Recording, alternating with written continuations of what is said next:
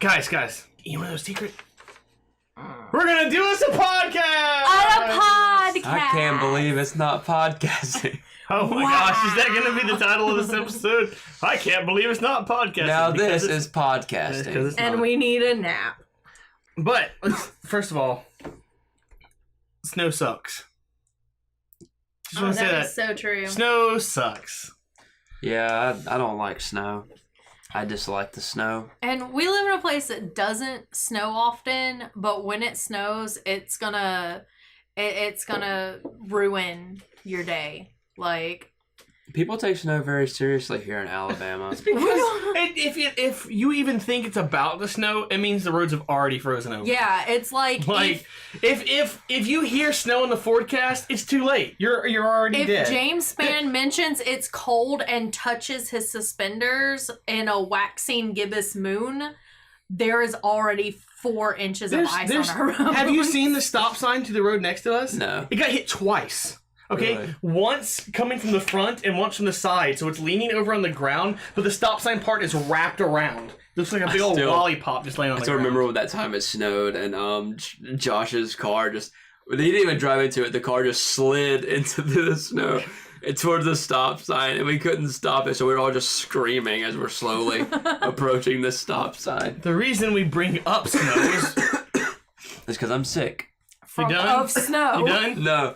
The reason we bring up snow is we all got tickets to the early Jumanji showing that you could get through Amazon Prime, and it snowed one day. And it that snowed was the on day. that day. It was no snow before, was completely melted by the next day. Just that one day, so we all missed it, and so we haven't seen it. And we were going to do a podcast that night, and so because we didn't see the movie, we weren't able to all to get together. So here's our Jumanji review. Well, it turns out that there was a movie called Jumanji released in the 90s, so What? we just watched it was instead. in it? Turns out that Dwayne "The Rock" Johnson was Jumanji the whole time. The Jumanji was in our hearts all along. The Jumanji was a But MacGuffin. anyways, there was something else I was going to say, but I'm so tired I forgot. So, let's just throw something random out there. Did you know, I know you know, did you know who's directing the next, maybe one of the next Star Trek movies? Dude, your mind would be like blown if I could give you the answer like right now. I mean, not necessarily. It is pretty big news. But I don't know the answer. Guess a director. Any director. Guess. I'll give you a bunch of guesses. Just keep naming directors. I'll tell you when you get Can it. this be multiple choice? Just keep going. Yeah, just keep naming directors. I don't know many directors. I feel so... It's Quentin Tarantino. Oh, I did know that. I didn't like that. No. Quentin Tortellini. I was the one who It's told you that. I did not remember you telling me that. I learned it from a podcast I was listening to. Oh, okay, because I learned saw it on from there. online. The Weekly Planet, a much better podcast than ours. Do we either one of y'all watch like original Star Wars, like the first series? Trek. Star Trek. I said that. bit. I've heard it both ways. I've seen a I few can hear the episodes. fandom wars in the distance. They're both good. They both have their ups and downs. I've Because I'm hoping for a mud movie, if you get what that means. That would be interesting. But because they mentioned that character in the first new Star Trek movie, because they used the he says use the shuttle that we confiscated in the mud incident. So maybe we'll get a mud incident movie. I But The don't interesting know. thing about it I is like Star Trek, and I'm all right with Quentin Tarantino. I don't like run out to go see his movies. Please. I love Tarantino. He's one of my favorite filmmakers. And If he does go through with it, then it's going to be the Star Trek movie will be his last movie because he said he's only making 10 movies total. has he only ever made 10 movies? He's made 8. Why is that? Hateful Eight is his 8th.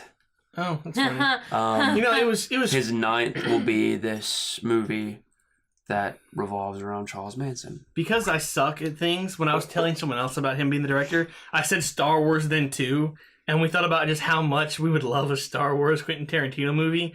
Like I can just imagine like Darth Vader, say what one more time.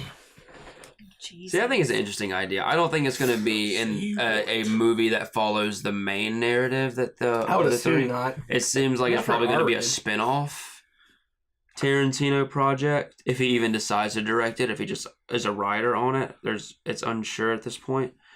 But it seems like it's something he said he's always wanted to do. He's talked about it for years about if there's anything he's wanted to do. Star Trek was the one thing that he really wanted to try. So it's gonna be weird, yo. I would like a classic gangster flick out of Quentin Tarantino. Something along the lines of Goodfellas or what Gangster Squad. See, I can see him doing something like that. That I can see. You tell me he does that. That's what he's going to do with the Star Trek one. It's just going to be a futuristic version. I don't want that, though. Just replace the guns with, the little laser dooley boppers, and then that's it. It's great. I'd like for... It's going to be a bank assuming they are still making a fourth Star Trek along with a new narrative. I would really like Simon Pegg to return as writer. Didn't the new one do really bad? Like, apparently it was a really good movie, and I loved it. Yeah, I still haven't seen it, which I guess is the point. I haven't been able to bring myself to watch it Why because is that? You think they're just making Anton Yelchin, and I just haven't been able to. I actually didn't think much of it.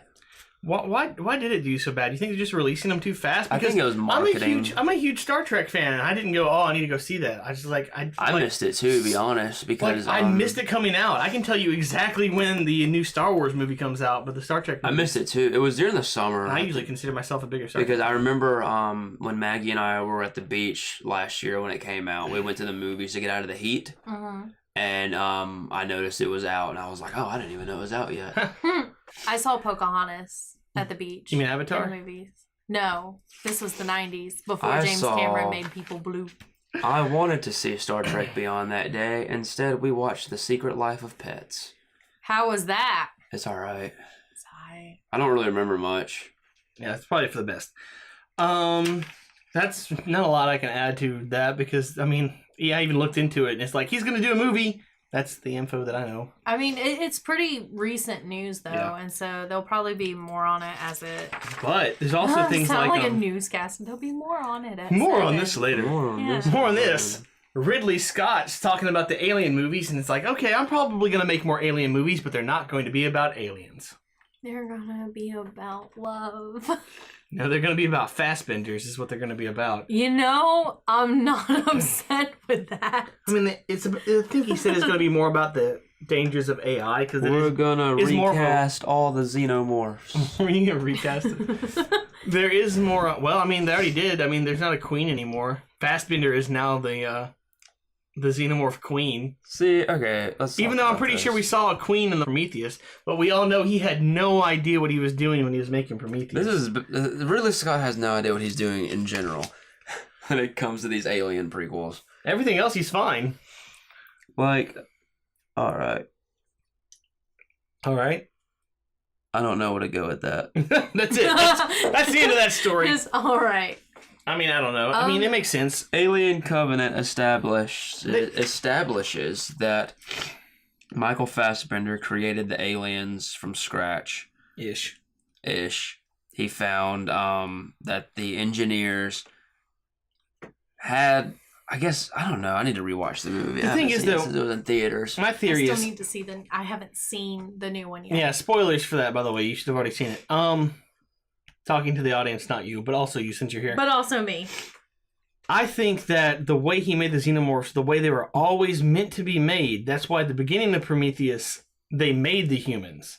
Those were engineered to use us as basically cattle to make the good xenomorphs. Okay. So the potential for that was always there. He just needed to figure out how to do it, and he did it by slicing open the love of his life and using her egg cells to incubate the xenomorph DNA. That's my theory. And by theory, I'm right. I guess. At least that's what the story seems like. I just feel like they're stretching a backstory out too much. Yeah. Because I don't really care where the xenomorph came from. Does it matter though? Because I liked what Prometheus was supposed to be originally, where it was acting as a prequel to Alien, but also kickstarting its own little story. And I liked the idea of them being like, okay, so we're going to this planet. This is where the engineers live. This is where all the star maps pointed to. what were we going to find there? Because originally that planet was the planet that they go to in Alien. And everything was supposed to happen the way it happens, the way that the crew from the Nostromo find it in Alien. The ship, the engineer ship, the space jockey, all the eggs. And then it was going to go off into, and then Prometheus was going to go off into its own story, completely unrelated to Alien. I really wanted that. And that's what we were getting. And then it seemed like that's the direction it was going in. And then people were like, oh, there's not enough aliens in this movie. Yeah, that's the thing. They complained about there not being enough aliens in the movie. And Ridley Scott Covenant came out, and they put more aliens, and now people are like, oh, there's too many aliens in this movie. Never Too listened to many that. aliens in a movie called Alien. Who'da thunk it? Well, I apologize, listener. I cannot form sentences or thoughts. We probably shouldn't be in the same room with you. You're gonna get us both We're sick. both gonna end up with the flu. I swear. I'm sick. I'm on medication. I've got like 2 weeks worth of Actually, I think it's sick just time. a cold. If I get sick, I'm getting paid for it. It's gonna be awesome. I don't. I think had I not gone to the doctor and got diagnosed, it would have eventually became flu. Oh, cool. However, so we called it just in time. I have this written down. I know nothing about it. Did they announce a Gambit movie? A Gambit. Oh, yeah, they have for a while. Oh, really? I don't remember taking any of these notes, so I just have notes, and they're like half have random formed. notes. As far as I know, I don't know what's going on with it, but it's starring Channing Tatum. Okay, sure. There, that was good information, wasn't it? Probably should have looked into that more, but it's not one of the things I wanted to talk about. One thing though, I do want to mention, the Disney Fox merging I was just about to say that. Actually, is on the horizon and is more than less confirmed. Will this interfere with future Fox projects? Yes. Such as Gambit. Yes, absolutely. Yes. Who gets shut down and who does not? The moment Marvel even got its fingers in Spider-Man, they rebooted the whole thing. They're going to do the same thing. They might keep Dark Phoenix if it's not awful, which is something else we need to talk about. Well, the thing, they've already shot, so they're going to have to release something. I know, but they might keep the same characters in Dark Phoenix. Like, Dark Phoenix is probably going to come out, period. Yeah. And they can either reboot the whole thing or make what happened in Dark Phoenix game. I'm pretty sure they're going to reboot the whole thing.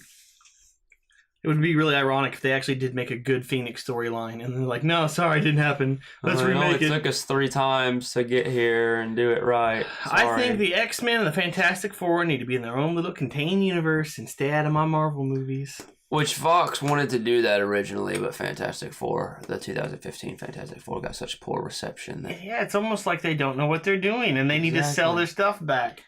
Like, people complain about Marvel getting the stuff because Disney's owning everything at this point. But let's be fair. Like, normally one company owning all the stuff is bad, but they are literally the only people doing it right out of everyone making superhero movies. So, Sony ain't doing great. Fox is not doing good.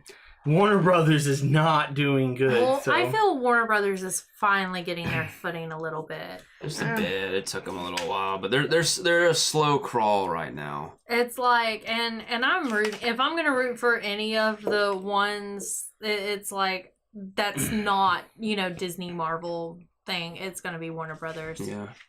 Sony, however, looks like they may have some traction with the animated Spider-Man movie. Oh, I've been seeing posts. I was tagged in a video of that, and I still haven't seen it. It looks really good. I'm very excited for it. I've seen a lot of hype about it. People are excited. The aesthetic is going for makes me think of a Gorillaz music video. Ooh. And it's it's multiple Spider. I think the main focus is on Miles. Mm-hmm. And then you have all the other multiple Spider-Man because it's into the Spider-Verse, I guess. But it looks really cool. I'm very excited for it. I think that there's something about animated Spider-Man that it just works better than live action. It looks very exciting. Like not bashing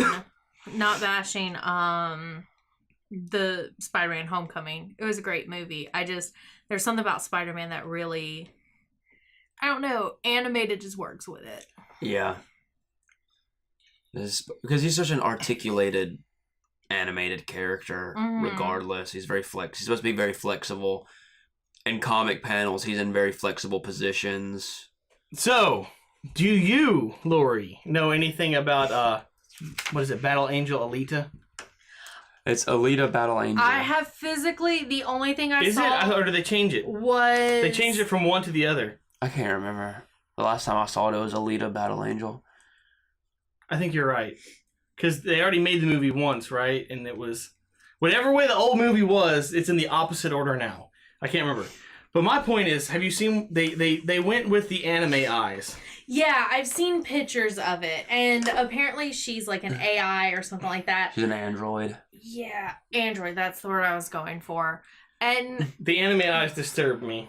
and it's like apparently none of the other androids in it have the eyes like she does. It's a stylistic decision. I think it looks cool. Sure. Sure. I'm completely unbothered by it. Sure. I mean, Yeah. it's a Yeah. fantasy movie. Yeah, sure. Yeah. I mean, Yeah, sure. Yeah. I don't know. Anyways. I was like, if you're gonna do it on just one, I mean, if it plays like a point and hers are different, then I get it. But I guess we'll Why just have not to do wait the and see. others? We live in a culture now that likes to bash things before knowing things. well, Like the this Hulk. is We are the Hulk of the cultures. Millennials, Hulk culture. Hulk I culture. stated earlier, I go into everything with just kind of that little bit of cynicism that I'm just gonna be like, We're all so tired. I was gonna say something about the Fox thing. So, what all does Fox own now? They have the X-Men. X-Men, The- Fantastic Four, like in general, all their properties are Yeah. just like the Alien franchise. Oh yeah, that's right. How much is Disney getting? They're getting everything. Like all of Fox, Mhm. including Fox News. No, just the film and TV Oh, division. okay, because that would be great. Because what I heard What was would that look like? the family that owns the company wants to get out of the entertainment industry and just focus on the news and sports. And so, I mean, they're looking to sell all of their film and TV assets regardless. And luckily, Disney was... So no more of the bum bum bum bum. Maybe. Bum, bum. I don't know if they'll keep the licensing or the branding, which I'm sure they will. I don't think that they will. I don't think Disney will. No, I almost think Disney will because Disney already released Not for stuff under different. Maybe, yeah, but not for the superhero stuff. No, not for superheroes. Oh, not for superhero stuff. Yeah, No, because there's no, too much. definitely not. There's too much. It would go under Marvel Studios. Yeah, I was just saying because like there's so much bad feelings, negative feelings towards Fox superhero movies, But which is totally not justified in any way because those movies are great. and this is one thing people complaining about is what if Disney-fies, these certain aspects, because they're getting Alien, they're getting Die Hard, all these 20th Century Fox stuff. Die Hard is already And kind it's of like- Disney-fied. it really Have you is, seen the anyway. news? But the thing is, I just who's went to full on say Michael Scott just Disney, wants an outlet they can make mature movies through. Well, and They had Miramax for a while. They had Touchstone. That's what I was about to bring up. It's like, I don't think they're going to Disney-fy everything. No, They have their own stuff to do that for. They very much, it's like Touchstone and stuff like that. Disney likes to be able to have those because they're able to release more adult stuff and they yeah. don't have to try and like pull back and make Plus, it Disney's very family, loose with creative kid-friendly. freedom as well. So. Yeah, I mean, look at who made the Thor movie. Name I So still. that's can't why I haven't been pronounce. worried about Disney acquiring all this stuff, How because do you- Disney lets their creators create. How do you think they're going to incorporate the new stuff in the Marvel universe? I don't know. X-Men just going to be like, oh, by the way, we've been here. I mean, I don't see why not. Or is it going to be some like, are they going to, because they're going to the cosmic stuff, you think they're going to deal with like different realities and like the X-Men were in the other reality? One thing, as and the far Infinity as Wars stuff is going to like mix the reality somehow or another? it could be. Something Doctor Strange did when he went back in time, accidentally created the mutants. One suggestion was brought up for Fantastic Four is that the Fantastic Four, Fantastic Four shouldn't be too hard. when they went into, because they do that exploration into space, Yeah. takes place in the 60s. For some reason, someone brought up the 60s, and that when they went into the negative zone, the time difference would have rendered them not being on Earth at all during this time, and then they reemerge. Oh, as okay. So I don't know. I mean, I'll just have to wait and see. I I'm feel worried like as about- far as X-Men are concerned, it could be some. All right, well, the Infinity War's over, but we have these little things that we accidentally screwed up in the universe, and as a result, we have mutants. Maybe they'll just keep them as Inhumans. I don't know. They're kind of shy. I feel like Kevin's trying to get away from Inhumans right now. I can't imagine since why. he dumped it over to the TV division and said, "Do what you want with it." And it was awful. I don't know.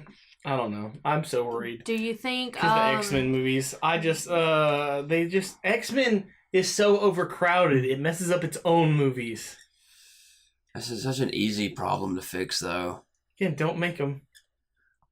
That's Or just limit what X-Men you use. I mean, yeah, I know. I think I want new after X-Men. I really don't want the Infinity core X-Men. Wars, We've seen them too many times. the thing is I'd I like to feel see them after done right, Infinity though. Wars, I think Marvel will be able to prove that they can handle a large amount Yeah. of heroes because Infinity Wars. I will is complain gonna until have proven ton. otherwise. I know you will. That's what you do. we're such great nerds. All we do is complain about shit. I'm just so disappointed in the X-Men universe. Complaining is my favorite hobby. Only second. But it's funny that I don't know. It'll be all right. It's gonna be the shortest podcast. I we've wouldn't done. mind them No, starting out we'll with be the core good. team. I just since they're coming home, I'd like to see the core team done right in the same way that they did Spider-Man right.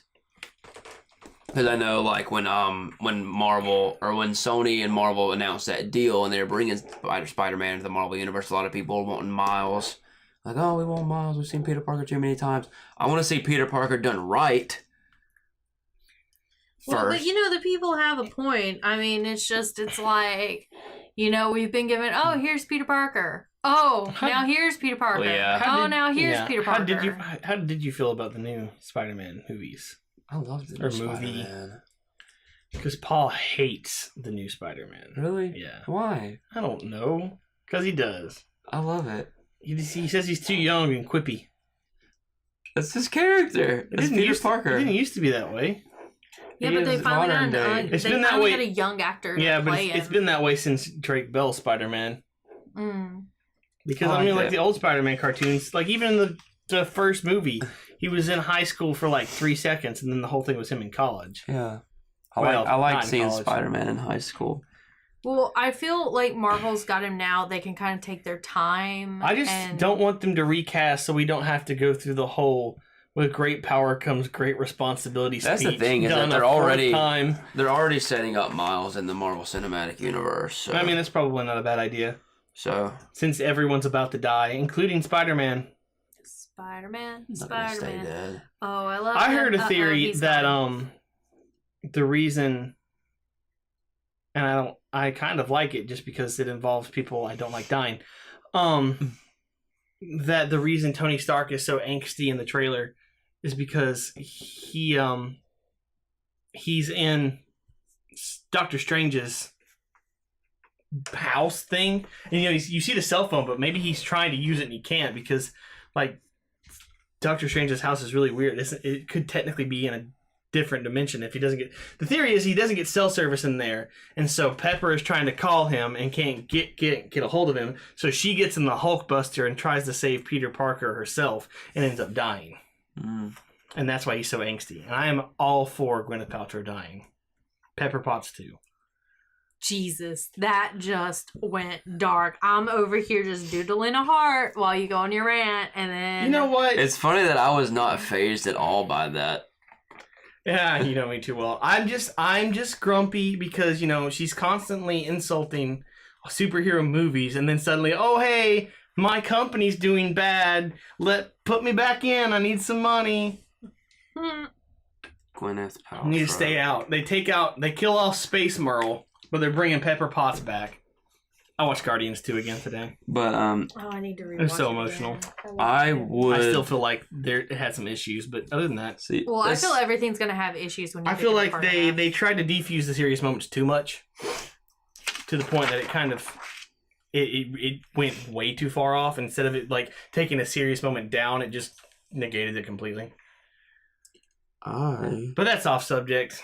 I remember crying, so That's really all I've got. There's not a whole lot going on. We're just waiting for Star Wars to come out. we are. This is our filler. This is our filler episode. Filler episode because we didn't get to see Jumanji. We're waiting on Star Wars. It felt way too long in recently between. watched a film called Loving Vincent. Oh, I'm so jealous because I want to see it. A film about Vincent. Well, not about Vincent Van Gogh, but about this guy delivering Vincent Van Gogh's last letter.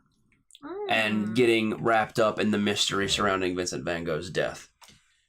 It's a rotoscoped film, meaning the film was filmed with cameras and then the frames were painted over. In Van Gogh's right. style. I remember hearing about them making that movie 4 years ago. Kickstarter. I don't know why I knew it. It wasn't Kickstarter. It's very good. I forgot about that. I enjoyed it immensely. I cried. I was very surprised by what actors they actually got to be in it, and actually recognizing who the actors were despite being painted. Really? Yeah, Chris O'Dowd from I know who Chris O'Dowd is. plays the postman in the movie, and it's funny because he has a big gray beard. And yet, I could between the fact he has this huge beard and he's painted, I could still tell who it was by his voice. I love Chris O'Dowd so much. I can pinpoint that guy from his voice. And He's awesome. the guy that plays what's his name from Game of Thrones? Which one? That guy, you know, I can't remember his name. He's the guy and stuff from the thing. I would forget about it. He's There's in a lot of guys in that. The guy that plays Vincent Van Gogh looks a lot like Vincent Van Gogh. Really? He looks just like him. Anyways, yes, it's a great movie. It's beautiful. It's a beautiful movie to watch. I cried. Maggie cried. We both cried. She cried ugly sobs. I had very quiet, solemn Of course. tears. Because during the end credits, they do and Aiden Turner's in it as well. Oh my god. He plays the boatman. And John Sessions. Yeah, that guy, Jerome Flynn. Who's he play in Game of Thrones? Bronn, that's who it is. But Little Bronn. it's a really good movie. I really liked it. Enjoyed it a lot. He does look a lot like Vincent Van Gogh. There is Robert Goulas. I only know he's my Swedish. only image of Vincent Van Gogh is from Doctor Who. I don't know what he actually looks like. Doctor Who's the reason I feel very emotional when thinking about Van Gogh. That we all are crazy, mentally crazy, just like Van Gogh is. I love. It's a beautiful. But that's the thing is that the movie doesn't really go too much into the idea of Vincent Van Gogh's being mentally unstable. It just treats him as a normal person. Yeah. And I liked it because of that. Because so often when you hear about Vincent Van Gogh and people talk about Vincent Van Gogh, they always bring up the fact that he cut off his ear, or that he would eat yellow paint, all this other dumb stuff. Yeah. But this one actually just focused on his life and who he was as a person and his aspirations, and that's amazing. It's a very good movie, and I didn't like it. The movie ends with the Chris O'Dowd postman character and the main character sitting under the night sky and talking about Vincent. And them saying every time I look at it, it makes me think of him. And then it does a voiceover of Vincent Van Gogh's last letter, talking about how he sees himself as a non-entity, but he's going to show everyone that this non-entity means something. And then it fades into the credits, and there's a cover of Starry Night by Don McLean, and that's when I started crying. Oh my god! When they started playing the song, I was like, oh shit. As I started hearing the notes coming, I was like, oh fuck. I feel this is definitely going to be a movie that I'm gonna buy. 100%. It was great. I'm going to own this movie. And Clint Mansell does the score for the movie, and I knew who it was immediately as soon as I started. The first song, during the opening credits, it's playing music, and I was like, this is Clint Mansell. This sounds just like him. And then music by Clint Mansell. No one knows. Clint Mansell does all the music for Darren Aronofsky's movies.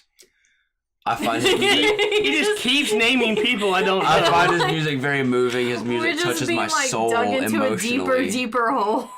And Loving Vincent is a great movie, and if you're like Vincent Van Gogh, then you should see it. Aww. So speaking of other great movies, there is a movie that's been out for a little bit now, for at least a couple weeks. It's the Disney movie Coco. It's called Olaf's Frozen. I was going to say, Olaf's Frozen actually, Journey. before we get into that, you know what? You know what I saw recently? Not a Frozen short in front of Coco. Yeah. Brad got to go because on December 8th, Disney decided to pull the Frozen short from it. Rightly so, too. They're going to be showing it on television. Yeah. The Frozen 2 prequel is basically what it was. And so I heard there's like 5 original songs in that 20-minute span. there was 6. I counted Lord. them. And it's like they weren't full length, but there was definitely probably a couple choruses and some verses. So maybe they were. And it's like, I like Frozen, but I also like Espresso. And I feel they can both be enjoyable, but too much makes Espresso me with want to die. Coco is just a mocha. I have not seen Coco. I have not seen Olaf's Frozen Adventure. Well, if you go to the theaters now, you won't see Olaf's Frozen Adventure. I need to. I'm hoping See Coco or the Frozen Adventure? Coco. Okay. I'm hoping by the end of the week I I'll can have guarantee you I time, cried 'cause at both for 2 completely different reasons. I know, I cried a Because few times during Coco. I've got a lot going on this weekend. But, Spoiler alert, you're going to cry. yeah, definitely. And if you don't cry, you're not allowed in this podcast anymore for not having feelings. Yeah. I cried watching the Cry Vincent manly- Van Gogh cry movie. some I'll cry manly watching tears. Coco. But- First it'll be sad I sob. cried watching the trailer for Star Wars The Last Jedi. That's because you're a freaking nerd. But I like sad sobs, then ugly cried, then happy cried. It was It bad. was a really emotional thing. It was I a don't roller know coaster of how emotion. spoilery we want to get because the movie is still in theaters, but just they did a really good job of, and I've read a lot of reviews from other people about it, about how they really paid attention to the culture that they were writing in, and how there's all these little bitty kind of quirks, little bitty things that are done that people who relate to that are definitely like, oh my God, I relate to this. And however, it's also a movie to where if you're not familiar with that culture, or even if you just know a little bit of it, you're still definitely going to enjoy it. You're still going to get like that feeling of the family closeness, and you're probably going to cry. And oh my God, it's just so beautiful. Like when he goes into like the land of the dead, it's so gorgeous. And you probably feel me on this because you've been going to the movies a lot too, because Regal Cinema does that Nuvi thing in the first look Yeah. and everything. And one of the things has been Coco. Mm-hmm. And so when they went into the detail of how they did all that and just how intricate. Yeah, they it showed went. that in the front instead of the Frozen short. Oh, nice. That's Yeah. I like that. Pixar gonna knocks ask it out of better, the park yeah. again, eh? Because that was definitely What now? part of the I first said old look. Pixar knocks it out of the park again, eh? Yeah. And they We never doubted them actually for a There's like a second. big old how we made it and thank you for watching. Without your support, we couldn't. Something. see. I did get the thank you for That's watching. beautiful. Like they did have the Yeah. thank you for watching right after the Frozen short, but it's like I like that they're putting the how it was made because oh my God, they really pay attention to the details to the point where they put GoPros on the guitars to track the Thinking. finger see, movements. They didn't go in that much detail. Yeah, but- see, this was in the first look. They actually had guitarists come in, put GoPros on their guitars so that when they're playing in that movie, they are playing, Oh, cool. which is why it looks so good. But Coco. such a great movie. And so It really was. it's like Is if the you kid's name Coco? No, No. his great grandmother's name is Coco. Oh, right. Which is really weird and obscure until it's not. Yeah. But if you have kids, Oh, God. please take them to go see it. If you don't Maggie's have seen kids, it. take I'm just thinking yourself about to go the see it. very end. Mm. Just like the moment at the very end when he's singing and then someone else starts singing with him. And you just... Just this And it's emotional such a... roller coaster of emotions. Because of that close family and everything like that, and it hit me really hard because I lost my grandmother at the beginning of the year, and so it took it to like a whole nother level because it's like you've got these old characters and it's just really good, and I don't want to spoil it because it's still in theaters. Oh, great family involvement. I'm gonna cry. Yeah. But at first, you're going to be ticked off. A lot. Mm-hmm. But... Yeah. The audience couldn't see the looks we were all giving each other, but they were funny. And I love a movie that shows the power of music. Because I'm a music nerd. That's the power of love. The Hills are alive with the power of music. That's weird that you bring that up. Because for some reason, for the past 3 days, I've had Moulin Rouge on my mind. Man, that's a good movie. Oh, I can't watch Moulin Rouge because it makes me depressed for like days. I don't know why though. It just last 2 days I've been seen singing Moulin to Rouge myself. so much. It's just in there, and every once in a while, it just kind of claws its way up to the top. I wonder if it's just the weather's making me think of it.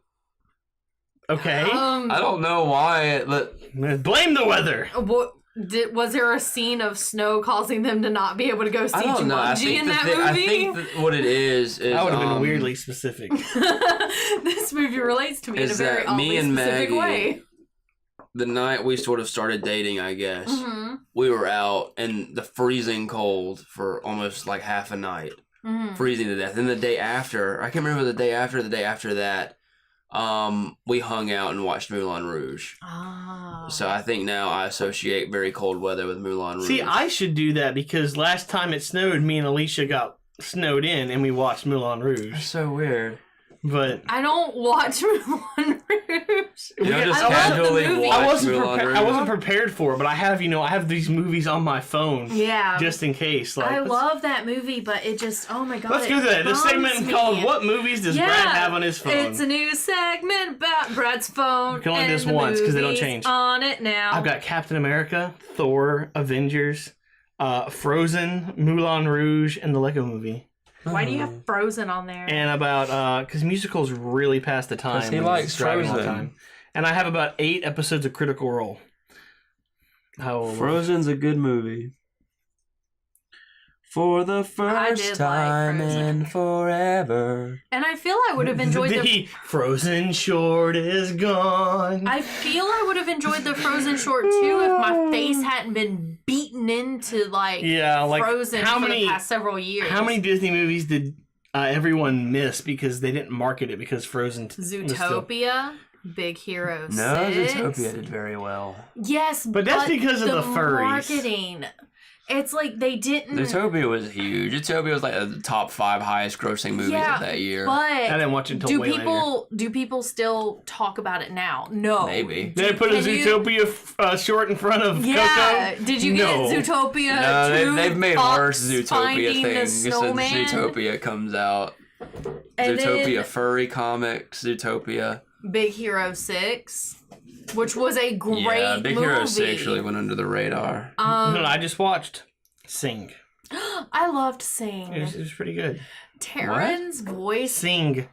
Oh, I didn't care about Taran's voice is so amazing. No. You should. I don't wanna. It was pretty good. No, William, I'm serious. It's actually a really cute, enjoyable movie. And get around to it. Eggsy from Kingsman plays the monkey. Yeah, let's be honest though. He should have been in jail. Okay, but can we talk about... He was still accessory to all those robberies. Okay, hold on. Who made the soundtrack for that and did not put Taran singing Sam Smith's Stay With Me on that soundtrack? Because they should be in jail. Because there are 2 songs by Taran on that soundtrack, and neither of them are his audition song. And that's all I wanted was him singing that song. Who? What? Which one? His audition song? Who? I have one the thing. monkey, the gorilla, Oh. his audition His song. audition That's song. Eggsy. Yeah, no. What was Kingsman. his audition song? It was Sam Smith's "Stay With Me," and I'm not gonna sing it on here. Seth MacFarlane is in Sing. Yeah, a lot of people He are. is in Sing. Seth MacFarlane has He's, a really good singing voice. I know. He has a Oh Christmas yeah, album. he was the mouse. Yeah. I love listening to Seth MacFarlane sing. That's I one of the would- biggest I would joys buy- out of watching Family Guy is getting to the musical numbers because I they're would all buy great. a Seth MacFarlane Christmas album. Oh look, here's the. I found a Infinity Wars vinyl poster with copy my favorite at actress Books a on it. Million at Gadsden. A vinyl copy of Seth MacFarlane's Christmas album. He has a Christmas album? hmm Oh, man. Oh, snap. Is it on? Oh, man. It's the most wonderful time of the year. So I was while everyone was talking, I was looking. Apparently, it seems like the Fox Disney deal is going through day after tomorrow. Oh, my God. That's an So- old movie with Dennis Quaid in it. That's actually not a bad movie. And It's Jake not Gyllenhaal. a bad movie at all. Oh yeah, that's another Jake Gyllenhaal. We were talking about It's Jake one of the- Gyllenhaal movies earlier. It's one of the only disaster movies that I'm just like, yeah, A+, I'll sit down and watch this. I don't There's remember Jake much Gyllenhaal on in it. Mm-mm. It got cold. Mm. That's kind of the end But of the baby, movie. I it's remember- cold outside. I saw that movie at a drive-in theater because they were playing Spider-Man 2 and Day After Tomorrow. And we went to see Spider-Man 2, but Day After Tomorrow was first, and we didn't know that, so we had to sit there Day After Tomorrow before we got to Spider-Man. First time I Which one watched was the it. better movie? Spider-Man 2. What? Rude. Yeah, don't. Okay, maybe 2. If it had been 3, I wouldn't have believed you. The But first time Spider-Man I 2 was the watched best it- movie of 2004. Spider-Man 2, well, Spider-Man 2 had Alfred Molina in it. He had Dr. Octagonopoulos in it. Blah. Oh man, you forgot about Dr. Octagonopoulos? shit, I did! Nostalgia. Oh Lord. I'm gonna cry now. I know what we're gonna do once we get done with this. Oh my god! But the Oh first my time I saw Day God. After Tomorrow, it was like storming out. And so all I could think was, oh my God, we're about to have a super tornado. We're all gonna die. Spider-Man 2 is a great movie. It's got Spider-Man. It's got Dr. Octagonopoulos. It's got Willem Dafoe playing a mirror reflection. What more can you ask for? It's got James Franco before James Franco went Was full James, James Franco. Yeah, Oh well, my God. It's so weird looking back on the old Spider-Man movies. You realize no one in that movie fit the role at all. I think had it been better written, William Dafoe would have fit the Green Goblin. Yeah, Willem Dafoe is a good Norman Osborn, but just everything about the cast, like, looking back on it, it's just so bizarre now. I'm telling you, man, I want William Dafoe back to play the lead of Hammer. Just give him the same role. Make him the Green Goblin again and the lead of Hammer when the Avengers That's fall. interesting. Who could you see other than Willem Dafoe playing Norman Osborn in the MCU? Because I've been thinking about it a lot, and I can't think of anyone off the top of my head, but I'm not the best person to ask because I'll just be like, that guy and the thing. That the guy stuff. that was in that episode that did that thing. Who's Andy Serkis again? Apparently, Matthew McConaughey was one of the original actors in mind for Ego. All right. Oh no, All right. no. All right. Matthew McConaughey is a good actor. Hold on. Let's ready. Who should play the new Green Goblin? All right, Google, you better not disappoint. Oh, here we go. 8 actors who could play Norman Osborn. Here's the list. Michael Keaton. Can't do that now. Oh, Bryan Cranston. Maybe. I don't know. Oh, you know what? Seems too serious. He could be Dr. Doom. Bryan Cranston? Yeah, come on. I think he could do it. I think he could do it. Tom Hanks. Who made this list? Tom Hanks is too nice. What? Tom Hanks. Oh, Merlin. Mark Strong. That's interesting. That's an interesting Mark choice. Strong can play. That is a- Oh no, anything. he can't do it anymore. Nope. He might have been a good choice too, but he can't do it Was now. it Kevin Spacey? It was Kevin Spacey. Yes! Chris Cooper. Ooh, Chris Cooper played Norman Osborn in The Amazing Spider-Man 2. Yo. Did he? Yeah, he was on screen for 3 minutes, and his only scene in that movie was his death. I don't remember that at all. Anyways, okay. Well, just do that again. Chris Cooper, back at it for Matthew McConaughey. He ended up on that list. Right. No! All right. Gonna kill you now, Spider-Man. Who's number one? Better watch that Mary Jane. Oh, Oscar Isaac. Maybe. I don't know. He seems too young. He seems more like the son whose name escapes me. Freddie Osborn. No. Harry Osborn. Gary? Harry. Yes, he's the Harry Osborn. Interesting. That was an okay list. I'm from 2016. Man, it's amazing how much has changed in that amount of time. Kevin Spacey should play. Here's another one. We're just gonna. While he does that. Hey, Tom, I found a new one. Tom Hanks is still on the list. No. I don't see Tom Hanks. Okay, they don't have pictures this time, so I can't think. I don't know who's who. Donald Sutherland? Do I know who that is? Donald Sutherland? Yeah. That old guy? Mm-hmm. Yeah. He's not, no. That's just who's on the list. I'm reading you the list, man. Russell Crowe. Nah. Gary Oldman. Nah, maybe. I don't know. I don't know. Liam Neeson. No. Liam Neeson's niece, son. I don't like Stop these. this train now. These I'm so tired of seeing that fucking movie trailer. Every movie I've seen in the past 2 weeks, that trailer has been attached to it. And I'm you so have sick no of this idea movie. how much we go to the movies now. I'm so sick of that movie here's another trailer. list. I feel that. John Hamm. John Hamm's gonna be the new John Batman, though. What? No. No, I mean he's trying for really hard. I've heard. Okay. What you're pointing? What are you pointing at? What? Why? This? Why are you doing this? Why you keep doing that? Oh, I mean, what about it? Well, I mean, we hadn't talked about it. Then talk about it. Murder. There's been a Why murder. I missed the train. Daniel Craig. He's on the list. Daniel Craig. I don't know. I'm not making these lists, I man. can see that, yeah. I'm not. Oh, who's the number one? Load. I hate these pages. If you ever make a web page that has the next on it, no, there's a special circle in hell for people that break up one article and break it into like 20 pieces, and you keep having to click next every 2 sentences. And you have to click next to try and get into that circle. Christopher Waltz is number one on this list. Who? Him. You know him. Yeah, I see it. He's the dentist in Django. He's Hans Landa and Inglourious Bastards. He's the bad guy. He's Quentin Tarantino's golden boy. In Green Hornet, he's the bad guy. Yes. With the double guns. Anyways, Murder on the Orient Express. Murder on the Orient Express is a book written by Agatha Christie. Yes, it is. Thank you, 5th grade starring report. Kenneth Branagh. Starring a lot of people. It did. There were so many people. It in was this. really fun watching Alicia try to figure out who played that one character. It was I can't think of her name. Which one? one? Ray. Daisy Oh, Ridley. Daisy Ridley. Yeah, and like she just could not figure it out. It's like, do you know who it is?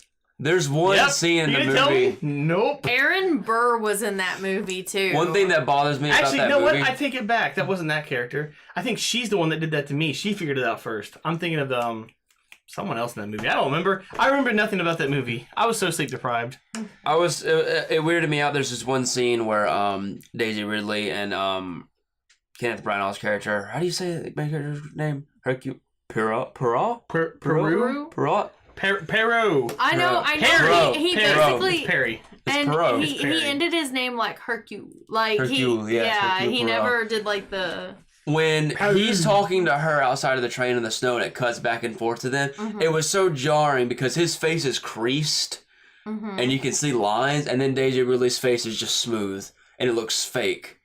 Because I'm she's just like- pure. It's because she's like 12. I know, it bothered me so much for some reason because it looks so unnatural. Let's talk about, though, if we're talking about this movie, how beautifully shot that movie Oh was. my It was God, shot yes. very well. I was very That the immersed. scene of them walking next to the train, that was a good and one. it's just showing you all the characters above. The weird windows in the train was so odd. But there's that one scene where William Dafoe like gets up, moves, and sits down, and his face is perfectly framed by that window. I was like, did they do that on purpose? It was shot just so well. How I was really excited about his character because I was like, hey, this is something different for Willem Dafoe, and then it turned out to be a ruse. Oh no! And then I was like, well, it's just Willem Dafoe. People pretending to be other people in a murder mystery. Shocker. Johnny Depp showed up to this set just playing himself. And then he fulfilled everyone's wish by being murdered. He was the murder on the Orient Express, and out of all of that and everything, him not being he played a ruthless ruthless gangster stealing from other people. Johnny Depp. Yeah, so it is nice. Johnny Despite Depp my in real life feelings, is a smuggler, though. despite the feelings we have towards Johnny Depp, it is somewhat nice to see him playing a role that's not It's true. a cartoon character. to play another serious role, but Yeah. I don't know. I feel there's other actors that could have done I actually it don't that care. aren't It's just the Johnny cool Depp. thing to do is to hate Johnny Depp. That's the thing. Johnny Depp was perfect for that character. He was, but there's other actors who could have done it too. Yeah, but would you have This wasn't hated a the Tim character Burton as movie, much was as it? you did? Yeah, because I can separate the person from the Yeah, character. no, that's what I'm saying though, is that Johnny Depp has such a punchable face that you just immediately hate that character because Johnny Depp's playing And it. can we talk about, out of everything beautiful in that movie and all the gorgeous shots, the introduction to Johnny Depp was so extra because it's like, you get all the other character introductions and you're like, oh, there's Daisy Ridley. Oh, there's Leslie Odom Jr. Oh, there's that guy.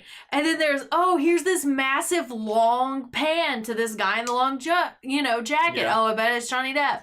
I bet it's Johnny Depp. Oh my God, why is it still panning? This is taking 8 hours. See, I forgot And then he turns about around that. and you're like, oh yeah, there he is. I thought you were All right. talking about the part where he actually gets on the train and it pans with him as he's talking to his butler. And he's just dude. yelling. And he's like, just do this, yelling do it now. and I said stuff. do it now.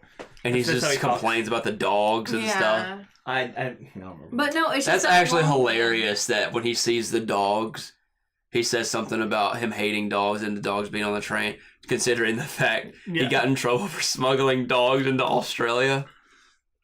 Jesus. But I was pleasantly surprised by the movie Oh, it was so good. because I've never read the book. Neither had I. I know nothing about the I knew nothing about the story before I saw this movie, so I was actually surprised with how it ended. I almost feel that it really made the movie a lot of fun because I probably should have seen it coming, but I wasn't really trying in that movie. I wasn't either. Most of the time, I'd be like trying to figure it out for myself as well. But for that movie, for some reason, I just kind of sat back and relaxed and let it unfold in front of me. Yeah, and it was my God, and it was set up in a way that it unfolded nicely. Yeah, because it wasn't just there wasn't any you filler. did it. It never got It was boring. just- It kept me completely entertained and immersed in the movie Yeah. the whole time, which is really weird. That it And managed to- Josh That's so Gad, bad for us, isn't it? It's like Stay immersed. Josh Gad actually acting not as Olaf. Yeah, there's that. He's should have had the Frozen short in front of that movie. Oh, there you go. That's the thing. That's one thing I like about He was movies fantastic. like this is because it's hard to tell. It's like is the actor overacting in his character, or is he acting? Is his character overacting? Yeah. Yeah. So that's Dude, always fun to look at. Knowing what you know after seeing that whole movie, it's really fun to go back and watch it again, because knowing who the killer is, it's really interesting to see the interactions that you now know are completely fabricated just for the purpose of trying to fool the detective. I've wanted to go back and watch it again, It's knowing really interesting. what I know now, so that I can have that experience. Then I want to read the book. Then you got And then they set up for a sequel at the end. Yo. Michelle Pfeiffer putting on the performance of her life in this movie. Oh, that scene! That scene! Mm-hmm. That scene was rough. That was. I was. They really, all the actors in this movie really did bring their. I A was game. They severely really shocked. It was did. really Like nice, they put every bit of their effort into it, and God, you could tell. And I love murder mysteries where the detective has character growth as well. Mm-hmm. Yeah, I know. And that's one thing I loved about this movie. I really thought that first scene was kind of out of place and long, but it kind of served a purpose of showing what he's like instead of telling you. Yeah, and it really wouldn't have been nearly as impactful if they hadn't had that scene, even if it is kind of weird. And it's like it's such a the resolution to the film. I don't want to get into spoilers, even though the book's been out for like 1 billion years. But the resolution to that movie was very beautiful, very human. Mm-hmm. Very, very nice. I liked, and forgive me if it's too spoilery. I love that in the end, there's the moral of sometimes the right thing isn't always the law. Yeah. You know. And that's one thing about him, his character being like the scales of justice should always be balanced.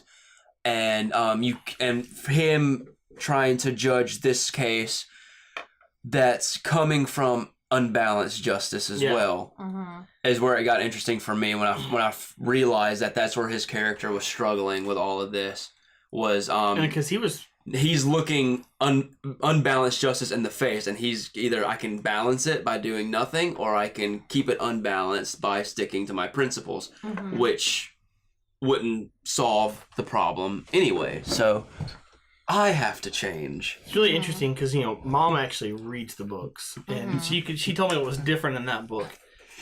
And it wasn't a lot. It was a little bit. Nothing super important. It was just, there were 2 characters that got merged into one character. Yeah, you're right. For a reason that makes sense, but I won't say here because it'll spoil the movie. And also, the girl in the picture, I just assumed was a dead wife. He never says that. I just kind of assumed. It was the girl he loved, and she turned out to be a thief. Oh, see, I thought she had just died. No, because according to Ma, that's a... See, this is why I need to read the book. So that does change a lot about... explains a lot about why he's the way he is about looking at that picture. But see, I've gotten a habit now of reading the book after seeing the movie because books are always going to have more detail. So seeing the movie, I'm always going to be like, oh, it left this out, it left this out. Yeah. But if I read the book after seeing it, I'm like, oh, that fills this in and that See, fills I had the that opposite in. thing. I read Space Odyssey 2000 or whatever. 2001, yeah. I read that book, and that book is by far one of my favorite books of all time. Really? And then I watched the movie, and it's a steaming pile of hot, dialogueless garbage. Those are some strong words. Am I wrong? I mean, I get... It's not bad. My thing is, here's the thing that really gets me, is because people are like, oh, it's a work of art. I was like, yeah, I can respect that. But his goal was to make as he called it, the proverbial good science fiction movie, because no one had done it. That was not a good science fiction movie. That wasn't a movie. I don't know what that was. Visuals. Yeah, that's all it was. It was a picture that moved. It was a painting that did some stuff. That's always been my thing about Stanley Kubrick, is that Kubrick's very well regarded and respected as a filmmaker. He has a great eye. His movies look beautiful. They are very beautiful films. His stories are always lacking. Do you know why Hal killed the crew? I promise you don't. Because he wanted a friend. Because he doesn't explain it in the movie. He just starts killing people. The movie's very abstract. You can't use the term abstract. See, okay, here's the book. They're like, okay, here's the movie, right? They go in, they're like, oh, we gotta go here. And it's like, oh man, the computer's hiding secret information, which I don't even know if they tell you that in the movie or not. You'll have to rewatch it. Kills everyone. End of movie. The book. All right. They go in and they're going to this place, but they don't want to reveal that it's some confirmed alien artifact from millions and millions of years ago. Mm-hmm. They found that on the moon, and it sent out a signal, and the signal was going to a moon on some planet. I forget which planet. One of the planets. Not the one in the movie. Jupiter. They changed it. Whichever one it was in the movie, it was the next one over or before. But it doesn't matter. So they're going there, and they're not saying why, because they don't want to freak people out. We're going to confirm that aliens exist. So they tell them a different thing, and the computer knows the actual stuff. The computer has an issue with lying because its goal is to make the trip as efficient as possible, and so not telling the crew what the goal is makes it less efficient. And it doesn't want to. It doesn't want to lie, and so it starts doing things to try to hint at something's wrong, so they'll pick up that the mission is actually a different mission, but they don't get that. Instead, they think, oh, the computer's messing up. We need to fix it. And so they talk to Earth, and Earth says, we need to just shut it down for a little while to do diagnostics. The issue is that this is an AI, and they're not treating it like an AI. Mm-hmm. They're not treating it like a thing that thinks. They're just treating it like a thing. It had never been turned off before. It didn't understand that it could be turned back on. It thought it was going to die. It was fighting for what it thought it was fighting for its life for survival. And it hated every moment of trying to kill these people, but he thought it's what he had to do to survive. And it's heart-wrenching throughout the entire book. And you don't get that in the movie at all. You get crazy AIs out to kill people. It's so messed up. Even at the end of the whole thing, you have what's-his-face, whose name I can't remember, the main character. Just like this whole monologue about how he understands what Hal was going through and he forgives him for everything. He can't blame him for anything. It's really rough, and I love that book. I love it so much. And then the second book is a sequel to the movie, not the book. I didn't make it through. There's 4 total, and I haven't made it through the second one. That's all right. What were we talking about? I don't know. Murder on the Orient Express. Murder on the Orient Express. That was a tangent. It's okay. We're just killing time. Thanks for listening, guys. If you made it this far, I'm actually impressed. We're an hour in, more or less. I was gonna say we're really not an hour in any way. We'll see what I cut. I'm out of eggnog. Anyone else see any movies? I saw 3 Billboards Outside Ebbing, Missouri. I haven't, because I haven't gone to your hipster little theater to see those movies. It was a very great movie. I'm very excited because Sam Rockwell has been nominated for Golden Globe for Best Supporting Actor, and he deserves it because Sam Rockwell is an amazing actor. I loved 3 Billboards Outside Ebbing, Missouri. It's a great movie. The end. The end. Very funny, very dramatic. When are the Golden Globes? I don't know. January? Thanks. Oh, good. Is that a real thing? I hadn't seen that before. What? Suicide Squad 2 starts filming in October of next year. True. I'm excited. Right. You know what would make this movie better? Boomerangs. Boomerang Man. Some actual boomerangs from Boomerang Man would be nice. Wait, they started production when? October next year. October of next year? That's what it says. Does it have a date? October of 2018. Oh, well, I guess that means they're going to start writing the script in September. No, they're not even going to write in September. That shot was so deadpan, it took me a second to figure out what you were saying. I mean, no, they're going to write it already. They're just going to rewrite it from the ground up in September. All right, so Suicide Squad 2. I haven't seen the first one. Is it going to be about anything? I don't have a need to see it. Let's see. Reading an article. Is it going to be better than the first one? Stuff we should have done before we started, but we were too busy watching YouTube videos. Suicide Squad.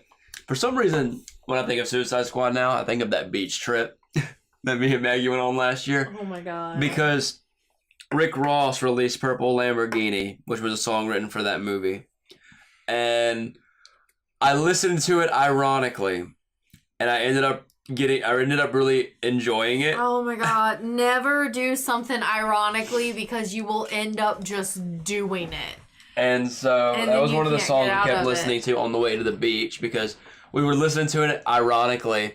And then we actually started to like it. And then we were just jamming out to it. To what? I missed it. The song, Rick Ross made a song called Purple Lamborghini for Suicide Squad. Yes. Yeah, right. It has Skrillex in it.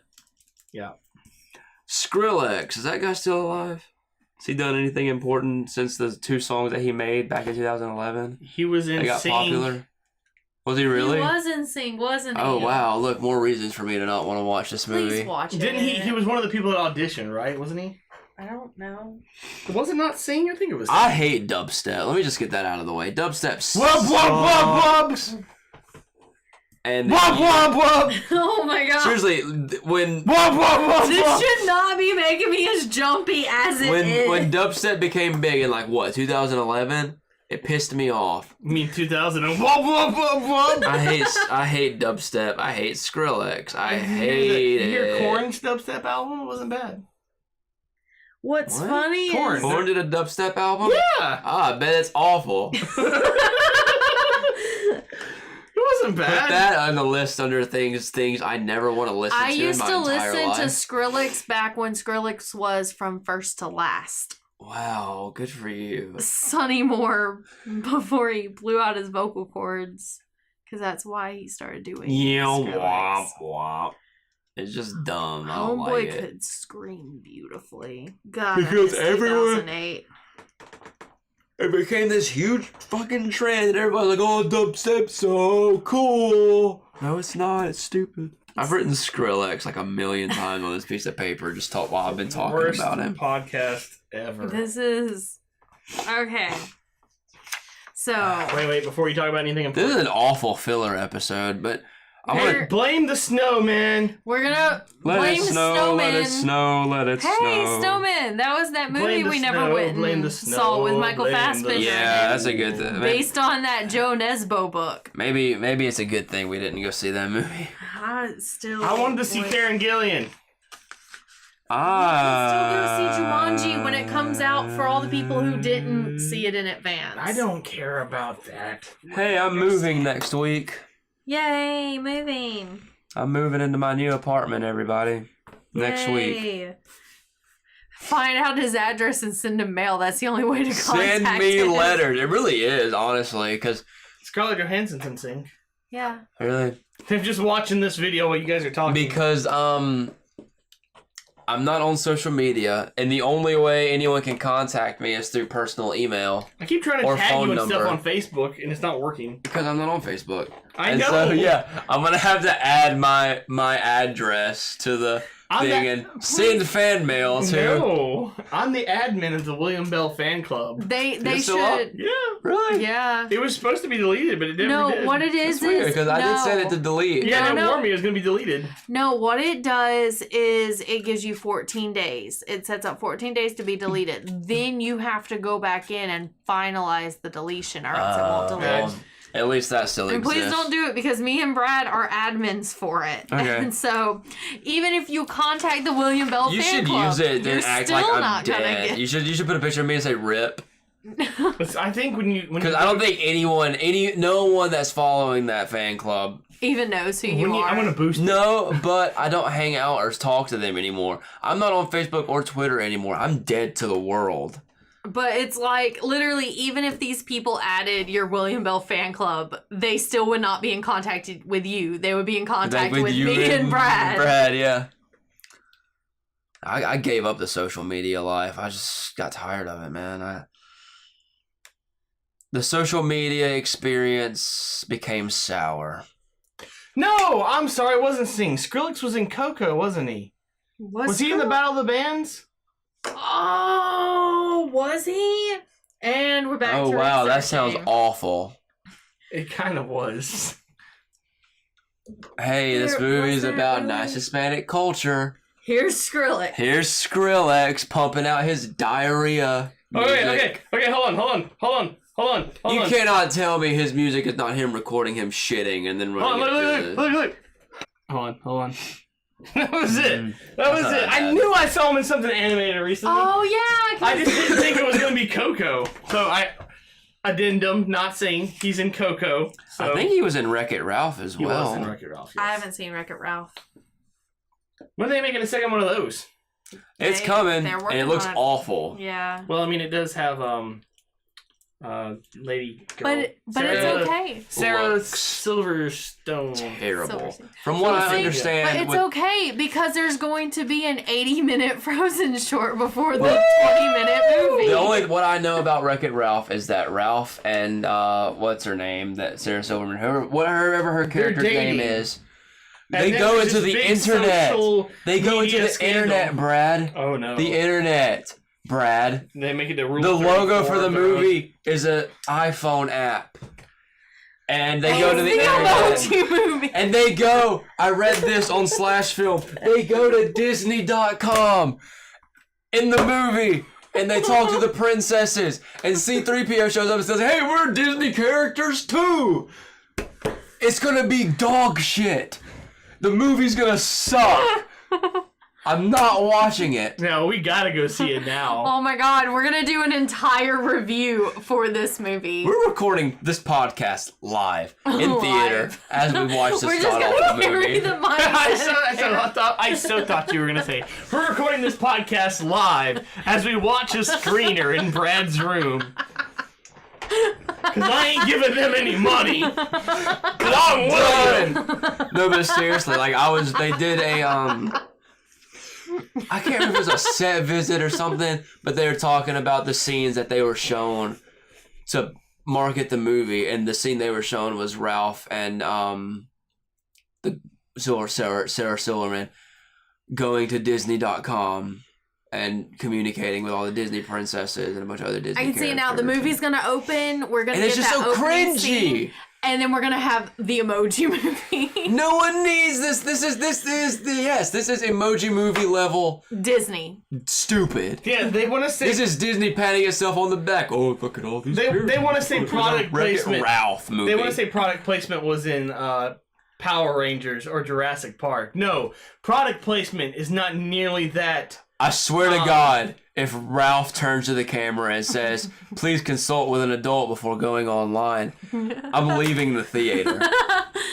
I'm getting up and I'm walking out What if they and incorporate? demanding a refund, What if even though I didn't pay for the movie because I have Movie Pass. Movie Pass. What if they- $9.95 a month. $9.99 a month, Movie Pass. What if? Fuck it, I'm not even using my Movie Pass card to see this shit. Are you gonna borrow money from someone? No, I'm gonna wait until it's on Disney Channel. You're gonna buy a 4 You're gonna years. buy a ticket to another movie so it gets money, and then go see Wreck-It Ralph. Sure, don't I'm do gonna that. sneak into Wreck-It Ralph. What if they incorporate the consultant adult into the movie? Like she tries to go in and she can't do it, so she has to go get That Ralph. would What be if dumb. they're going and they get stuck in I the don't know. loading screen because internet There's just so sucks. many things that could just go wrong and just be cringy and awful, and I just don't want to sit in the theater. Which I'm probably not even going to see the movie anyways in theaters. Who knows? I'm just going to be cringing the whole time. I think because it's going to be that weird internet self-referential Yeah. kind of humor, and there's so many directions you can go in it when it comes to the internet. And I'm just going to be sitting there waiting. Okay, which internet trend are they going to run into next? They're What gonna make it to memes are they Wreck-It gonna Ralph on see? Rule 34. God, I fucking hope so. I hope that's the direction this movie goes in. I hope it does. That would be worth it. That would be worth paying money to see. To see the character's disgusted reactions to Rule 34 images. I was about to say, why are you paying money to go see animated porn? When you in can a see it theater? online for free! Unless, the next few days the FCC decides. But remember to ask your parents before going Ask your online. parents' permission before going online to look at Zootopia porn. And remember, if you want to contact William Bell, you can't. You can't.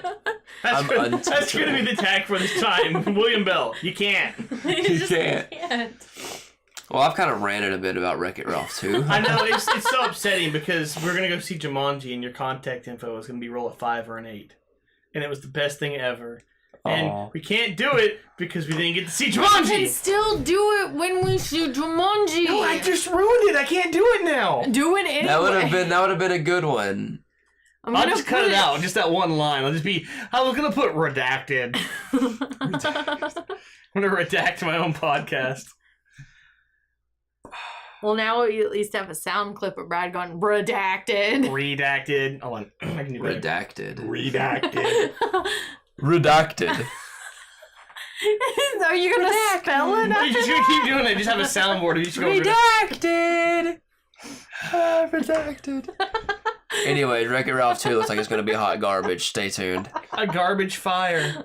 A fire on garbage. That's gonna just be our symbol as a garbage fire. I made an emoji for our Discord server. There's as a another garbage movie coming fire. out that looks like it's gonna be a big dumpster fire too. What is it? Should I make an emoji for a dumpster fire? instead of Emoji garbage Movie fire? 2 is gonna be a dumpster fire. More or less than the first one. I don't know. I don't even know if they're actually making an Emoji Movie 2. I just think I can. Wreck-It Ralph 2 will be Emoji Movie 2. Well, I mean, it may have been the worst movie of all time, but how much money did it make? Like $5. $5. One person bought half a ticket. It was a matinee. They went on a Sunday. Let's find out. It probably made like $5 billion. That's exactly it. You know how much money That's what it that says Uncle right Scrooge McDuck has in the Disney show? That's how much money the Emoji Movie made. Have you seen that? Have you seen Game Theory or Film Theory did a video on that? You should watch it. Oh my god, he showed me that video. It's so much money. Worldwide, it made $216 million, which actually isn't that much. That's It's really not. not a lot. Considering, however, you have to think about. I can't even imagine how much they made in the promotions for that movie. They probably didn't even pay for the movie. They marketed the hell out of that movie. What was the budget? Probably like $5. I don't know. 50 million. Okay. $5 They broke and even. a shoestring. I mean, We paid $50 million to put all your favorite emojis on the big screen. Candy Crush, yo! Candy Crush. Oh boy. Oh. Go to boy. Disney.com. Ask your parent for adult supervision. I ask your parents for adult supervision. Mommy, Daddy, I want adult supervision for Christmas. Man, I wish we were Buy recording. tickets to Disney World. I wish we were recording this podcast when that movie came out. God, July I know, 28th. right? I know the exact. I will always know the exact day Forever. because of Jack. Yeah. Oh my god. The Emoji Movie. Yeah. The Emoji Movie. I still don't believe that The Emoji Movie. Jurassic World made almost $2 billion. Stop being so bitter on the dinosaur movie. Speaking of which, actually, you know that trailer just came out. that trailer for the did second come one. out. I haven't Have I watched seen it it yet? yet. I think maybe. Here's the thing. From what I can remember, right? They're back on Dinosaur Island. Oh yeah, but Isla Dinosaur Island's Sorna? about to get destroyed. There's back on Dinosaur Island, and people are coming in and be like, oh man, this park's wrecked. Maybe we can kidnap the dinosaurs and use them for our own. That's the plot to Jurassic Park 2. We're getting the exact same movie over again. Just like the first movie was just a recreation of the first movie. Yeah, I mean, This is just awful. I'm really not. I'm surprised that I'm not that hyped over Jurassic World. That's because you saw the first Jurassic World movie. That's the why. first one wasn't bad. All right, podcast over. We're leaving. Get out of my room. That's rude. Nah, I'm a rude person. All right, let's talk about Orville. Let's talk about Ready Player One. Oh my god. No, you missed your chance. I went first. Let's talk about Orville. Ready Player One looks like it's gonna be a cool movie, even though the book supposedly sucks ass. It's the audiobook's read by Will Wheaton. I don't care about Will Wheaton. How dare? Rude. How dare? How dare. You just got kicked out of his room too. I'm excited though, apparently. because apparently there's a scene. Everyone out of my room, including me. Apparently there's gonna be a scene in Ready Player One where like it's the Iron Giant, I thought they cut that. the Gundam. Because I was The talking about that. Evangelon. You told her they cut Yeah, that. I was talking about that in like the first podcast, and you were like, "Oh, they cut that." Cue to Brad playing a clip of that right here. Boom, there's schooled. no way Yeah. I'm taking the time to edit that. There's not a chance that's happening. Rude. Do that for my honor. I gotta don't get remember this- talking about that. at Yeah, all. we talked about it a little bit, and She I said said I Steven was super Spielberg's taking all excited his stuff out of because yeah. Oh no, I think I was just taking. I think I was talking about Steven Spielberg took all the references to his stuff out of it. Oh. Yeah, anything in the book that referenced any of Spielberg's work, he took out. Okay. Okay, that makes more sense. But apparently, at the end, there's a big battle between the Iron Giant, an Evangelon, a Voltron, a Gundam, a Megazord, Transformers. There's just all of the big robots all fight each other. Mechagodzilla. And I'm so pumped up about it. You know, you can be super psyched about that, but if you remember years and years ago on the internet, that already exists in a Flash video. You know Oh what? my God. It Thank you doesn't very actually. much. The only thing that shows up in that Flash video is Optimus Prime. Every single Power Ranger. Yeah. Just not in a Megazord. They don't make a Megazord though. They don't have to. could've. The power of friendship is what makes them strong. The power of Friendship being a is ranger. magic. Walker, Texas Ranger was there too. Walker Texas Ranger is my favorite Power Ranger. He's the beard ranger. Chuck Norris. Walker, Texas. Or does he just say Chuck Norris when he pulls out his Yeah, morpher? when he pulls out his morpher, the picture on it is Chuck Norris holding a morpher with a picture on it of Chuck Norris holding a morpher. I just like the idea of Walker, Chuck Texas, Norris. because it makes no sense. If I was a Power Ranger, I would be a Stegosaur. Us. Yeah. No, just me. And on that note, That was the worst joke in the world, and you're fired. That was a good joke. that I'm proud of note, myself. I'm rehiring myself. whatever. Ask the Power Rangers permission before going online. He was writing down random things in that paper. He's been doing that. This whole time. I've been trying to ignore him. Once again, your paper permissions have been revoked. It's 10:40. Yep. Wait. Thank you. So alarm now, clock. the season finale of Orville Yes. premiered not too long ago. The day before it snowed. Yeah. Because we watched it the day after it snowed, I think. I don't know. I don't remember. But we've already talked about this once, and it got But we cut it for time. because we were too sleep deprived, and it made no sense. So now we're gonna try it again. Sleep deprived. While we're too again. sleep deprived. But we have a finale now, so It's true. So Orville is Seth MacFarlane's sci-fi show, kind of a Star Trek parody, while also feeling really It feels Star like Trek. it feels like original Star Trek more than the original Star Trek movies do.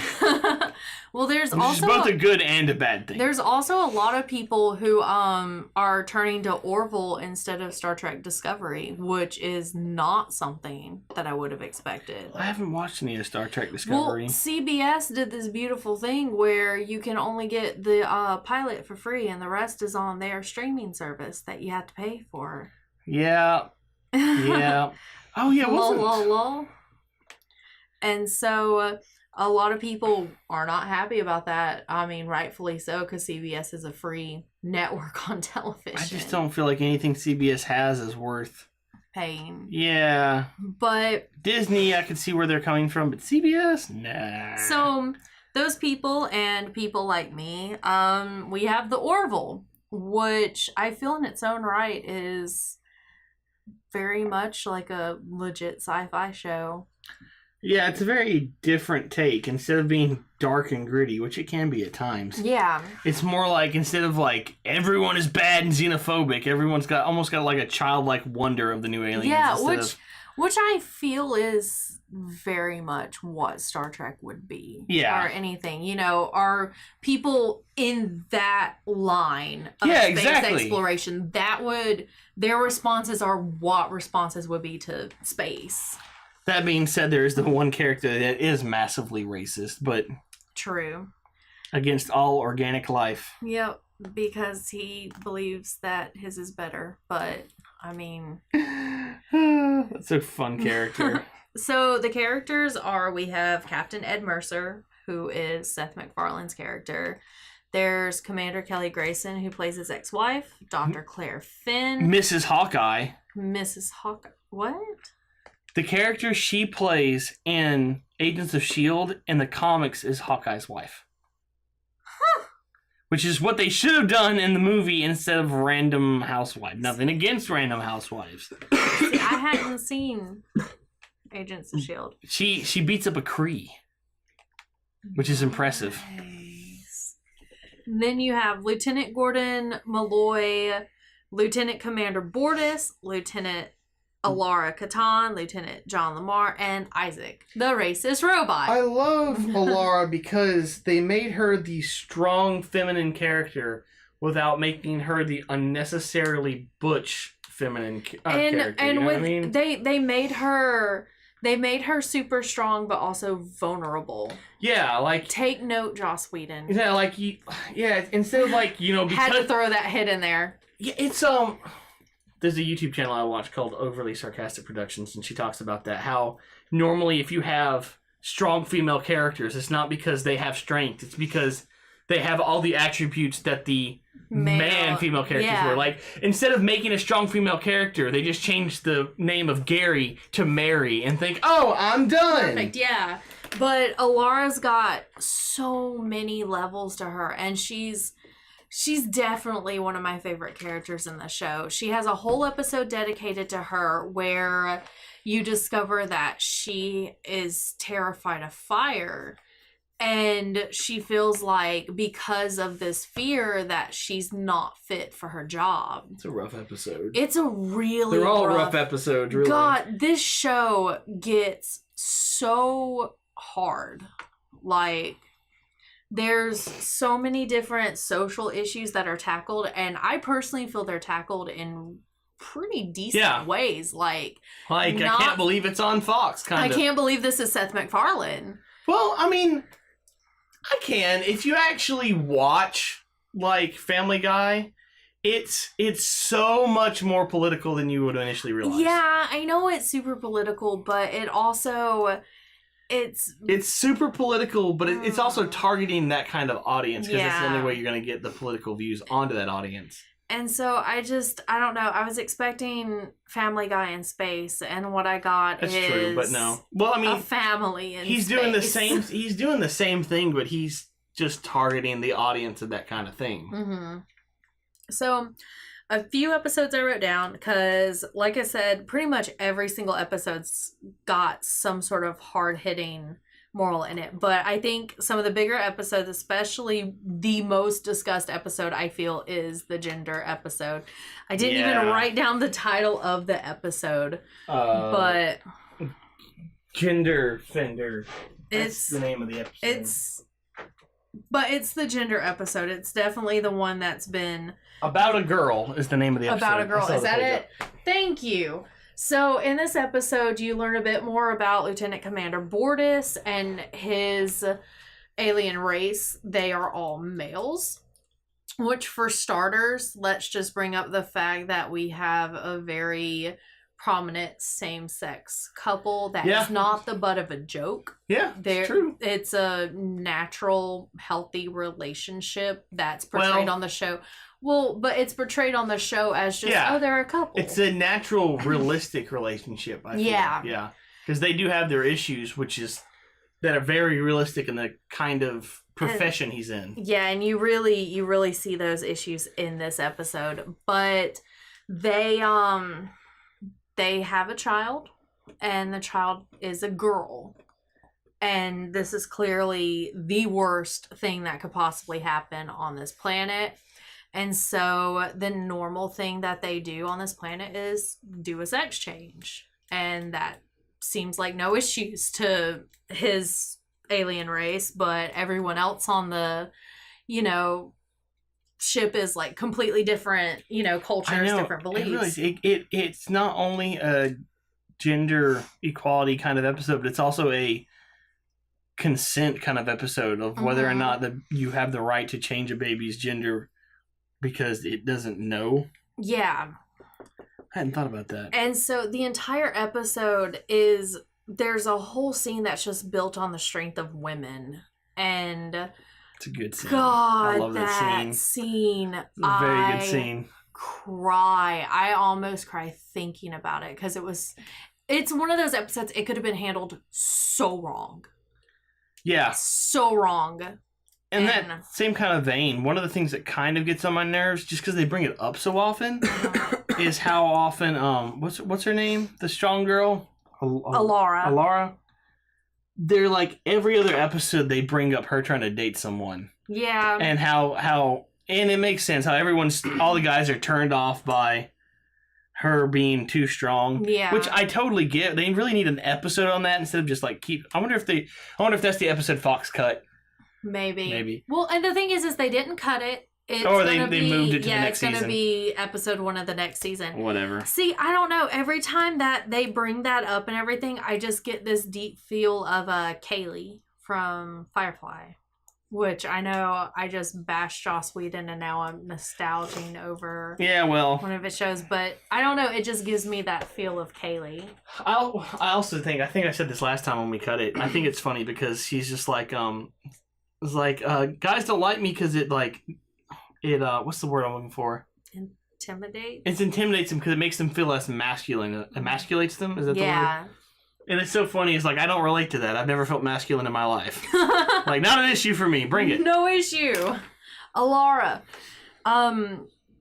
Then I think after that being the most popular episode, there is an episode that deals with the dangers of popular opinions. Oh, that's the True Democracy. Yeah, the episode, absolute True Democracy. Let's see what that one's called. Majority Rule makes Majority sense. Rule. So you're on a Earth-like planet where Downvote. everything's judged by the majority. Everyone's got this.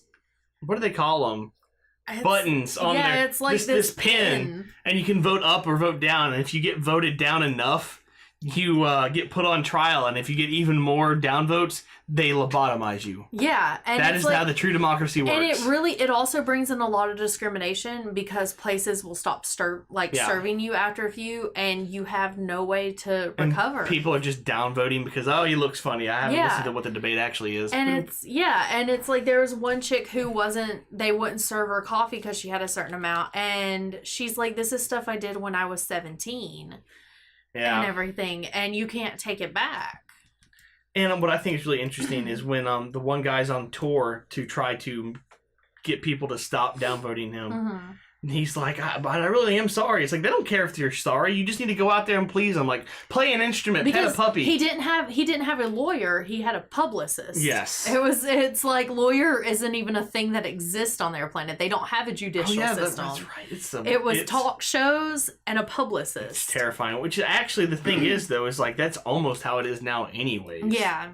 And so it's like, hooray for political stuff. Woo. Yay. The next episode I wrote down just to touch on slightly is called Into the Fold, where Dr. Claire Finn and her two sons and Isaac get stuck on a planet. That's a weird episode. The thing about that episode is just Isaac is a robot. He's a robot, and he thinks himself superior to all organic matter, like you said earlier.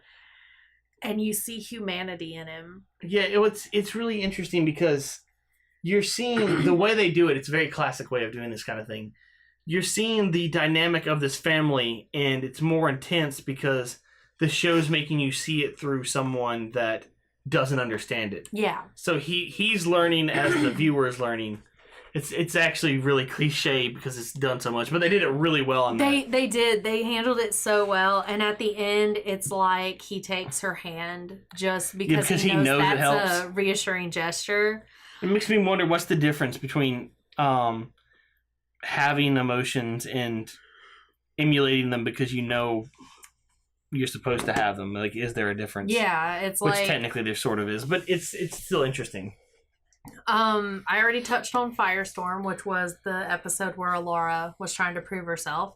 And then the next one was New Dimension, and I only want to talk about this one for the simple fact of how they portrayed 2D. The second dimension. The second dimension. It's weird. It was beautiful, though. And then, the last episode. I'm not even going to say anything about the last episode just because there's really no way I can without ruining it, really. The finale. No, I'm going to touch on this. I don't care. There is spoilers for this finale. I don't care because I want to talk about it. I've been waiting. If you can't tell, I have been waiting to talk about Orville for weeks. So the last episode is called Mad Idolatry. And Kelly ends up on a very primitive planet and hurts a young girl. Well, or the young girl just got hurt. Yeah, I think she ran and Kelly fell. didn't like beat up a girl or something like that. A girl ran and fell, and she's not supposed to interfere, and she does. She uses one of her medic tools to heal the girl, and thus sparks a religion. Very much Star Trek. You can't handle, or you can't handle that. You can't. That happens at the beginning of the second Star Trek movie. Yeah. They don't really ever mention it again. And so Orville's got our back, and they show what happens as the society grows. It's rough. And it really touches on the dangers of like using religion to justify horrible things. to justify terrible things. And it's just, in the end, you see these people advance eons. It's very odd. And become super enlightened. And just in the end, I'll go ahead and fast forward if you don't want to hear it, but Kelly's like, I'm so sorry I ruined y'all's culture. And they're like, but you didn't. It's like, if it wasn't you, we would have found something else to worship. And I was like, oh wow, yeah, they're right. And so if you haven't watched Orville, we didn't really spoil anything for you. You should definitely go see it, especially if you love sci-fi television. If you like Star Trek, old Star Trek, new Star Trek, anything space, Galaxy Quest, go watch Orville. I need to watch it. You do need to watch Orville. I got Paul watching it. I got too much stuff to watch. I got people. I need to finish Punisher. It's too late for that now. It's over. Punisher's past. I gotta watch Stranger Things. You definitely should watch Stranger Things. I still haven't watched Stranger Things. Stranger Things is. There's really too much good. going on. There's too much to do. Movies to see. I'm out of stuff to watch. Watch Stranger Things. Watch Winona Earp. Oh yeah. I'm in the process of moving. I had That's to bring right. up Winona Earp. Yeah, I need to talk to you after we're done recording this about that. Okay. Yay, planning things. So, hopefully next time that we do this, it's going to be a lot more structured for Star Wars. Hopefully Brad It should be pretty soon after we see Star Wars, hopefully. Most definitely. I think It's because I'm pretty sure all of us were eager to do this tonight, and then when we actually started, we're just so tired. I know, playing Dance Dance Revolution beforehand was stupid, but it was I worked fun. beforehand, which... I came here from work, too. I have to work in the morning. I always do. I do too! Yay! What time do you have to be there? 6. Me too! Woo. Yay! Yeah. Anyways, All I got right. nothing else to talk about. I ran out of stuff to talk about an hour and a half ago. I've only been recording this for about an hour and a half. So, nothing to discuss. So, It's over. go see Coco. That's all I can Definitely say. go It's see an Coco. emotional roller coaster of emotions. and it's beautiful. That's their tagline. Watch Orville. It's on Hulu. So, And that other movie that he taught. Oh yeah, I actually do want to go see that. What was it called? And Loving Vincent? Loving Vincent. yes. Yes, I definitely want to see that. I've been meaning to see that, and then I kind of Also, forgot about it. Make sure you drink plenty of water and stay hydrated. Stay hydrated, It's the kiddos. flu season, kids. So, I got it. yeah, Fucking we're snow. probably gonna get it too. So, while this poor episode is probably short and sad and it's small, alright. it'll be fine. Send us emails. That's what I say. I got my thing that I write in everything I never actually say. Yeah. It's like comments, questions, complaints, theories. Send them to us Most or definitely. to someone else. Although we won't get them if you do that. Send smoke signals to William. I'm Yeah. sure he'll decipher them, or at least try Send to. me a letter. Written letter. He'll do the Blues Clues song, but you won't hear it because he doesn't have. I'll social send you a media. letter back. Yeah, with the Blues Clues song written in it. If you want to contact William, write him a letter, put it in a time capsule, and 100 years later he'll answer it and then write you back by planting another time capsule. It totally makes sense. It does. So, anyway, if you want to hear us talk about something, Yes. because we love talking about stuff if you haven't noticed. So, if you want to comment on anything, if you want to complain to About us. how crap this filler episode was. Yeah, shoot us an email at nerdlykingdom@gmail.com or hit us up on Twitter at @the_nerddom or add us on Facebook at facebook.com/thenerdlykingdom. We're all bored and we're all hooked up to social media, so we may respond pretty quickly, I'm except not. William. William will not respond because I'm making you something just so people can talk to you somehow.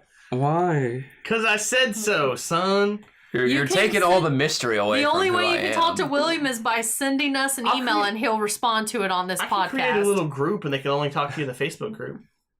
Make a Google circle. Wow. That would be mysterious because then people would have to actually figure out how Google Plus works. Exactly. That's 'Cause what I you sure do. don't know. Make Google. We'll Skype sometime, fans. Well, that'd be cool. Oh, Skype call. Skype call. All right, but Maybe that'll be one of our Patreon things someday. I'm The done. Skype call with William Bell. All right, thanks everybody for I'm listening. I'm gonna reopen the William Band fan club. If you are still listening. Oh. William Bell fan club. Yeah, that's it. We're gonna wrap this up. We could end this forever. Bye. For all of us here, please ask your parents for permission before listening to Nerd. Ask the Power Rangers permission before going on the internet. Bye.